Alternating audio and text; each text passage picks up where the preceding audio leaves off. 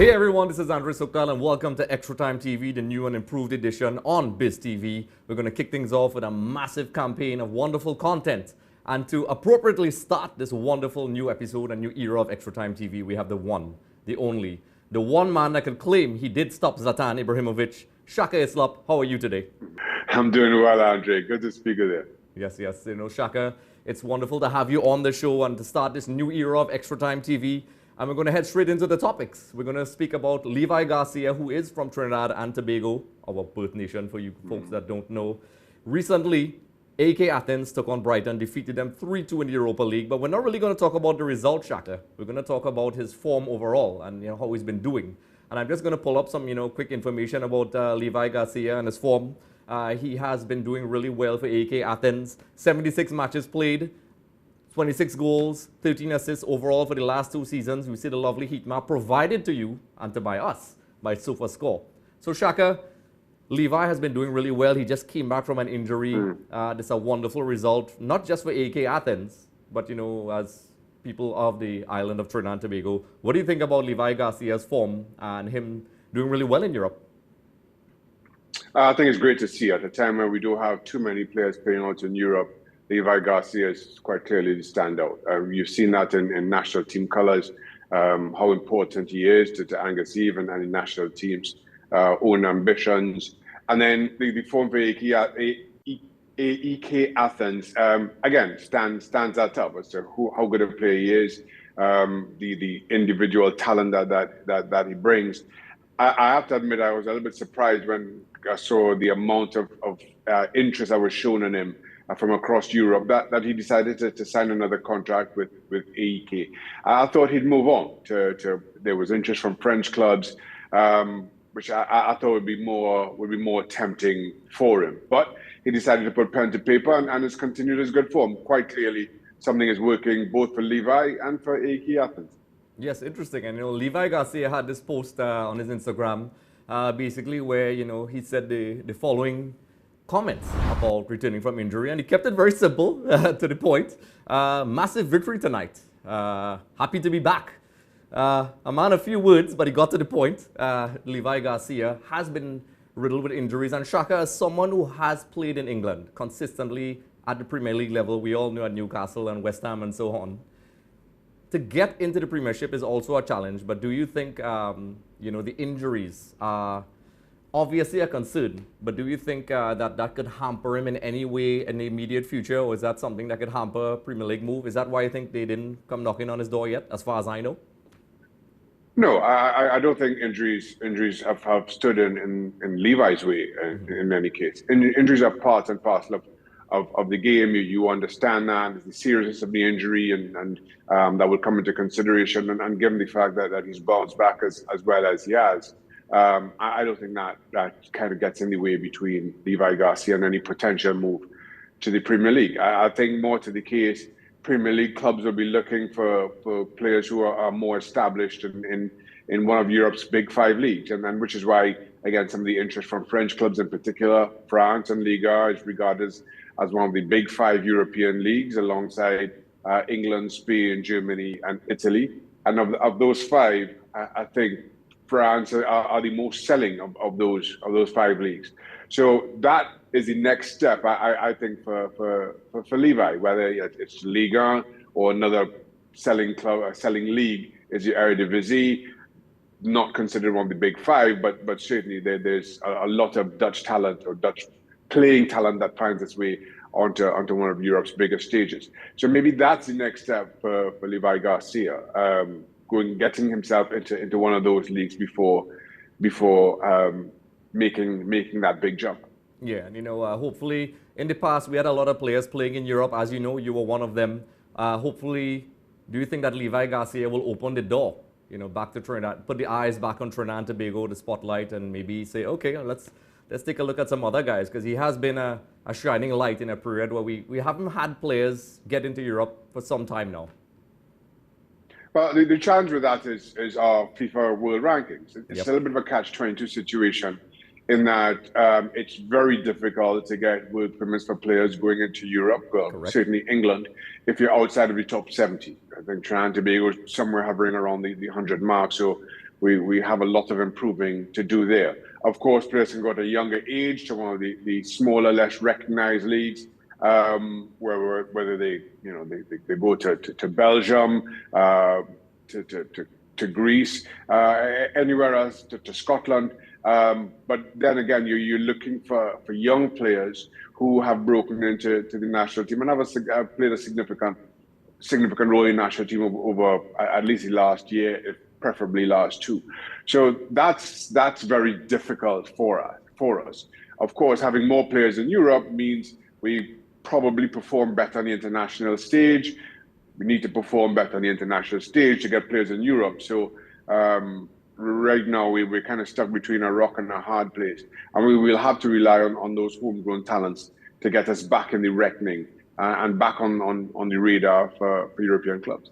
Yes, and we'll actually get to that. I'm glad you raised that point about the FIFA rankings coming up soon, folks. But before I move along, folks, you can take a look. You have to keep your eyes peeled on this channel because every couple seconds we're going to have a QR code that pops up where you can take a look, scan, and you'll have a chance to comment, leave your name and information, and even let us know what you want to talk about on the show. And not just that, you automatically qualify for a chance to win lovely prizes. I'll give you a hint. One of them is the new EAFC game, EA24. It's no longer FIFA. That's another topic we'll talk about. So keep your eyes peeled. That pop-up is going to pop up from time to time throughout the show, so you're going to have to watch us, folks. It's not just wonderful information from Shaka and myself, but we are definitely going to get some prizes and giveaways. So look out. It's going to pop up from time to time. So we're going to head to the next topic, folks. Angus Eve and Trinidad and Tobago are now back in the top 100 of the FIFA rankings, Shaka. It's almost like you read my mind. It's been a long time. It's been the first time we've been around this since, according to this year, December 2021. Angus Eve had a statement basically to state where he said, the work is still in progress and it's good to see our country back in the top 100, he told Newsday. The guys have done tremendously well. We revamped the team from the 2023 CONCACAF Gold Cup. We've made several changes. We've made changes in terms of the methodology of where we were at. We are focused on what we wanted to do, which was to introduce younger players into the team. So, Trinidad and Tobago won their last CONCACAF Nations League game, and they played Curacao and El Salvador earlier this month, which propelled them back into the top 100 rankings, Shaka, and they have some important games coming up. We literally built on this. What do you think about Trinidad and Tobago getting back into the top 100 and, getting some good results in the CONCACAF Nations League? It's a start. It's a start on what is a long journey back for us to regain top 70 status, dare I say, top 50 status as where we were not too long, well, it feels like not too long ago. But it's difficult and it's at times thankless work, and I'm sure Angus Eve has found and kind of given administratively where Trinidad and Tobago football is, that it's made all the more difficult for Angus and his backroom staff in getting this team back to where they want to be. Trinidad and Tobago football has not had an awful lot to boast of for quite some time. I'm a little bit reluctant to say that getting into the top 100 is worthy of that, because I feel that we deserve, or we should be, so much higher. But again, there's a lot that's gone wrong, a lot that still needs correcting for us to kind of reclaim our rightful position in world football. But as I say, like everything else, it's a journey, and I guess you celebrate the small steps, the small accomplishments and milestones, without ever really dropping your standards or your laurels. Agreed, and there's a lot of things to talk about. That's an entire show by itself. It's well documented, and we'll discuss that at another time. But just for some actual interesting stats, we are top Group A with 6 points. We have 2 crucial games coming up, which we will do our preview, folks. You can stay tuned for that, where we do our analysis with wonderful data from the kind folks of SofaScore. They'll be supplying us with useful information, so we're taking it to the next level, guys. So with the 2 crucial games on October 13th and the 17th, Trinidad and Tobago will be taking on Guatemala and Curacao, respectively. We will be there, so folks, stay tuned. So Shaka, with knowing that, and we know the problems that Trinidad and Tobago has, and it is a progress, as you write, maybe a process, not a progress, but a process of us making progress. That's a mouthful, folks. That we crept back into the top 100. We have these games coming up. With all things considered, it's possible that we could get into the playoff spots. would you think that would inject the kind of positivity from a fan perspective? Because we all know about the stuff that's going on that's hampered us for years with the normalization committee. We won't get into that. But do you think from a morale boosting factor from a fan's perspective, the stadiums that are now empty, would that help boost some morale? I mean, wins always do that, don't they? Yeah, they do. Listen, it's always you celebrate those wins, of course, wherever they come and however they come. But again, just putting myself in the shoes of an ardent fan. I think there's an expectation around our football, an expectation as to who we are, how good we are, where we are in the FIFA rankings. That relates directly to whether I show up to support the team or not. And yes, there's fair weather fans. There are fans who come out for World Cup qualifiers, etc. There are fans who show up regardless. That doesn't change. Those fans will continue to turn up. But understandably, if the team is underperforming by a fan expectation standpoint, you can't expect these small steps to really have a significant impact on how many people show up on match days. Once this team gets back to where we as fans think it should be, then I think you see the fans start to respond in turning up. But as I said before, we're still a long way to go from that. And now, forgive me, I see this through many a different lens. I can see it as through the lens as a fan, which I still am, as a former player, as somebody who kind of understands the fickle nature of football fandom, and somebody who just firmly believes that we're a long way away from where we should be, and there are reasons for that. As well as a fan, when things aren't being managed, administered in a way that you believe, you're also a little bit reluctant to give your money over, because you don't want to support something that you don't believe in. So there's a lot for us to put right before we can realistically expect to see fans start to show up in their droves.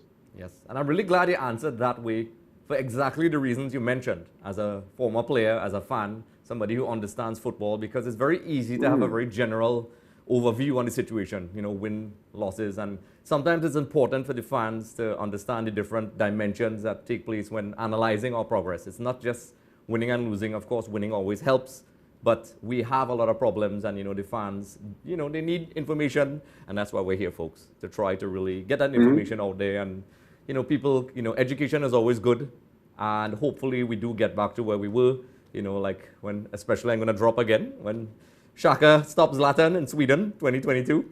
That's hilarious, but we love it. So, an interesting fact before we move on to the next topic. With a win against Guatemala, Trinidad and Tobago can book a spot in the CONCACAF Nations League's quarterfinals, where they will meet one of the 4 seeded teams: Canada, Costa Rica, Mexico, or the US. So, we have something to look forward to with all things considered. Hopefully the result goes the way it's supposed to go, and we get into a playoff spot, and it begins the process of fixing things, which will be a whole other show that we'll talk about. And before I move on to the next topic, folks, I'm going to remind you again, you have to keep your eyes peeled, because we're going to have those QR codes popping up at the bottom of the screen. Be sure to get your phones out and scan, because like I said before, you can leave comments, suggestions, your information, and also it automatically qualifies you for a chance to win wonderful prizes. In this particular case, it's a copy of EA Sports FC, which is a new football game. Yes, I did not say FIFA. That's a topic by itself. We'll talk about that soon. So we're going to head into the next topic. Just talking about social media, TikTok, marketing, all these things. It's part of the game today. However, Napoli, in what I could only consider a massive blunder, had a TikTok video where essentially they were poking fun at their top striker, Victor Osimhen. It was honestly, a lot of people were just completely shocked. And, his agent basically came out and had to state the following. He said, "What happened today on Napoli's official profile on the TikTok platform is not acceptable. A video mocking Victor was made public and then now belatedly deleted. A serious fact that causes very serious damage to the player and adds to the treatment that the boy is suffering in the last period between media trials and the fake news. We reserve the right to take legal action and any useful initiative to protect Victor." This is honestly unsurprising by his agent as somebody who represents him. And this is crazy, Shaka, because this guy has been a top performer. I even have his stats, which I'll pull up right now, just to show people how effective this guy. I'm not just saying this. We have lovely information from the folks at SofaScore. For the last 2 seasons, he has an overall rating of 7.9 out of 10, played 79 matches, 49 goals, 6 assists. You can see on the heat maps there how effective he is in the attacking area, successful dribbles. We have a lot more information, but SofaScore provided this for us. This is just to show you how, from a data perspective, how effective he is, and how with Napoli winning the Scudetto last year, I can't even imagine, Shaka, you know, like I'm a guy that works in marketing. I understand the social media aspect of today, but what were they thinking, Shaka? I don't know, and it's a difficult one, obviously, to kind of understand and get your head around. On the one hand, listen, I also work for quite a sizable corporation. I do understand that sometimes social media feeds are either handed over or handled by younger apprentice staff or whoever it may be that may just think that this is funny. It may be latest viral trend or whatever it may be. But I think that leans into, and this is the issue, it leans into a misunderstanding of the power of social media, a misunderstanding of a player's psyche, and the importance of support from a club when you need it. Napoli hasn't started the season wonderfully well. They had an incredible season last year, as you mentioned, Andre, winning the Serie A title. Victor Osimhen was a huge part of that. Victor Osimhen was so well sought after in the summer. There aren't many strikers of his caliber around. And then I have to admit, once I saw Karim Benzema move on from Real Madrid, I thought it would be a shoo-in that he would leave to go either to Manchester United, to Real Madrid, or some other club similarly. But he committed to stay on at Napoli. And then, as I mentioned, season doesn't start that well, and this happens. And I think, while yes, I can maybe understand or try to explain it away as a younger member of staff, kind of making a mistake. If I'm looking at this from a Victor Osimhen perspective, this is more about a culture of a club and looking to find somebody to blame for the poor start to the season, and pointing at Osimhen, a player who has been more committed than certainly I thought he would be over the last couple of months. So I totally understand why Osimhen and his team were put out by this, why they've reacted as strongly as they have. I understand that Napoli has tried to make amends and apologize for it. But the damage is done. So we'll see where this goes, because I think that there's a lot more to this, and a lot of understanding that has to go both ways. But whichever way, it speaks to a massive dropping of the ball and of responsibility by Napoli that really should not happen. Again, as much as I can explain it or try to explain it, it shouldn't happen. It really. I agree. And the thing is, just to build on it, you know, we know how the social media world works now. It's just part and parcel of all major organizations right now. I do understand that there are slip-ups from time to time, but we do live in a much more, you know, sensitive society now to issues. And I want to speak about this in a responsible way, you know. And you know, Shaka, you could tell people about this, you know. I'm a huge admirer of your organization, Show Racism the Red Card. But I don't want to cross that topic yet, you know. It has been implied. Do you think it is just a mix-up? I mean, we could never really know, but just your opinion as a former player. Do you think it was an actual, just a mix-up, just bad humor, somebody just didn't understand their audience saying something bad? Or do you think it was a cultural thing that reflects a wider problem, which is discrimination and racism? What do you think? You see, now here's the balancing act to that. It's always difficult to balance the micro with the macro. The micro being the individual circumstance, or the macro being the data around these manner of we're talking social media posts,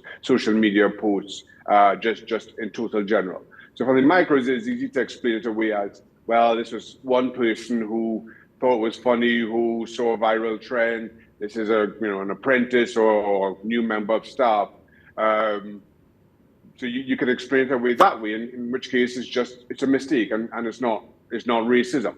On the other, you could look at it and say, well, of all these demeaning social media posts made by clubs against either their own players or someone else. And again, I'm putting out a hypothetical stat here because I've not looked this up in any manner.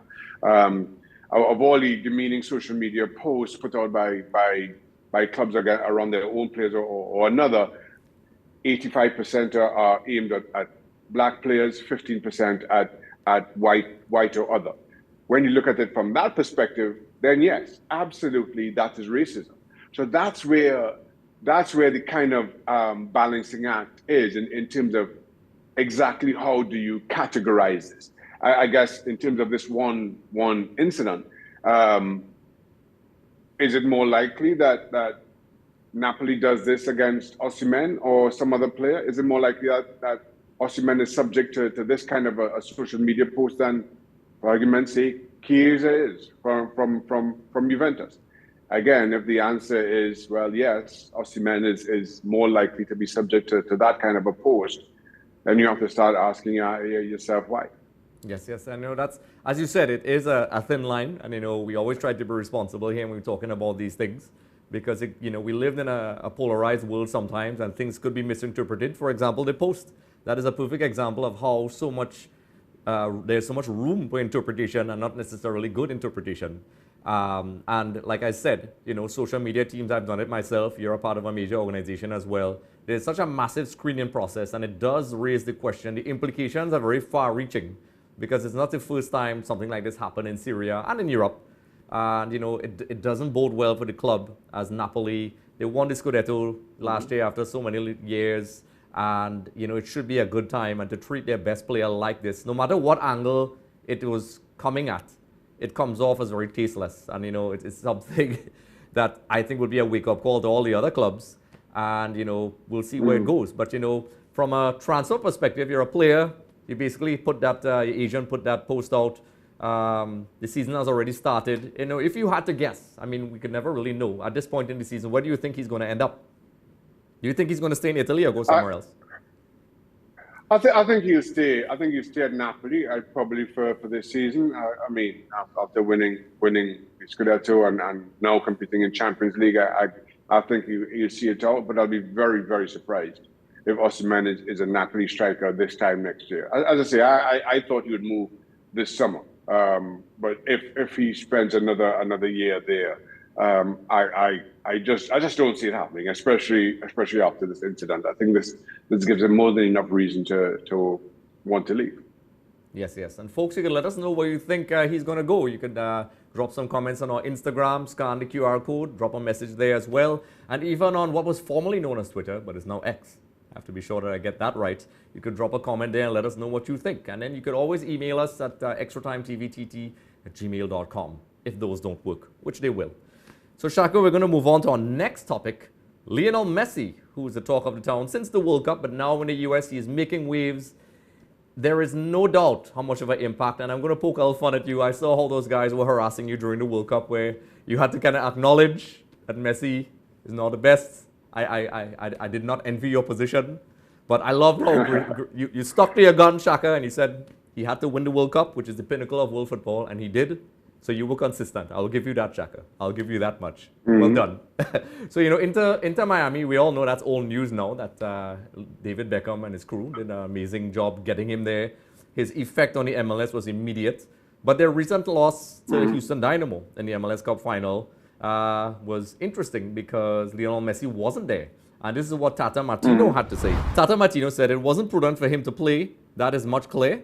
Not even to consider him for some minutes because it was a risk. He will play in a league games going forward, but we will go game by game based on what the medical team tells us. So Shaka, it is very obvious, and we'll pull up another stat right now before we even get to answer that from the wonderful folks of SofaScore about Messi's form when he's not playing for Inter Miami.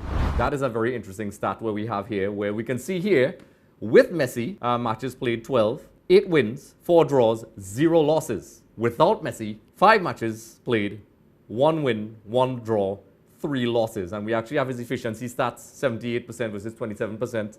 So it's the data shows, even if we could see with our own eyes, the impact Messi has had on Inter Miami. So let me hear your initial thoughts on his overall impact on Inter Miami, and then we'll address the other thing afterwards. Yeah, there's no question that his overall impact has been amazing. He was coming into a team that was rooted to the bottom of the MLS standings. I thought there's no way that Inter Miami could transform in the way that they had. I thought they'd still struggle. But yeah, coming in, it was simply immediate, and not just his own performances, but the confidence that all the other players, whether we're talking about DeAndre Yedlin, all the other players, Joseph Martinez, found a confidence in their own game that you hadn't seen before. And I thought that was the most surprising thing from an Inter Miami perspective, how so many of those other players all of a sudden started rediscovering their own confidence and their own best form. But then Lionel Messi picked up an injury away on international duty. He scored against Ecuador, I think it was, in Argentina, but then didn't appear against Bolivia, citing exhaustion, which raised a few eyebrows. He came back to Miami, didn't play on that first game. I think started in the second or third game back from international duty and had to come off after 37 minutes. Now, straight away, that to me suggested more than exhaustion. Now, I will admit, Inter Miami have said nothing about this. They've not addressed the issue. But if you're exhausted, you don't start. You don't, for me, the fact that he started the game and then came off after, I think it was 37 minutes, suggests that there was something far more wrong. And he's been on the bench ever since. And you mentioned the loss to Houston, where Inter Miami, again, I would also add that while Busquets started, Jordi Alba didn't start.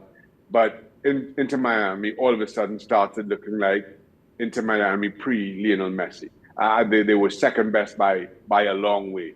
Houston were 2 up just in the first half, and then tried to manage the game and got themselves a little bit of trouble, but hung on. And that for me is a concern, because while Inter Miami are now second bottom of MLS East standings, they need to win their games in hand to get into playoff position. I don't think they can. I don't think they can without Lionel Messi, because this team has again regressed to who they were previously. So how do you balance needing Lionel Messi to get into the playoffs? And if you do, you need Lionel Messi to win football games. So while he's battling with what is still termed exhaustion, I guess, I'm not sure how best you manage that if you're Tata Martino and Inter Miami. So it's one, again, Martino is right in saying that it is game to game, but one that I am not, if I'm an Inter Miami fan, I'm not awfully hopeful about. Yes, it's very glaring. We have the stats, and visually you can tell how Messi has impacted. We only have a couple seconds left, so I'll just wrap this up really quickly. From the wonderful folks of SofaScore, this is overall performance. He has a 7.7 rating. He played 12 matches, 11 goals, 5 assists, 20 key passes, and as you can see on the heat map, it's all red, because that's when Messi does his magic. 81% successful dribbles, and minutes to score a goal or assist is 60. So his impact is very clear. Folks, you can let us know what you think about Lionel Messi's presence in Inter Miami and how his absence is felt. So Shaka, I wish this is such an amazing premiere episode. We could talk about it forever, but we are restricted by time. So once again, Shaka, it's an absolute pleasure to have you on the show, folks. You can scan the barcodes. Be sure to check it out, comment, and let us know your thoughts. You may win the prize, and we'll be having more episodes coming up. Be sure to check us out. We'll have extra content on TikTok, and not like Napoli. So folks, thank you for joining us, and we will be seeing you soon.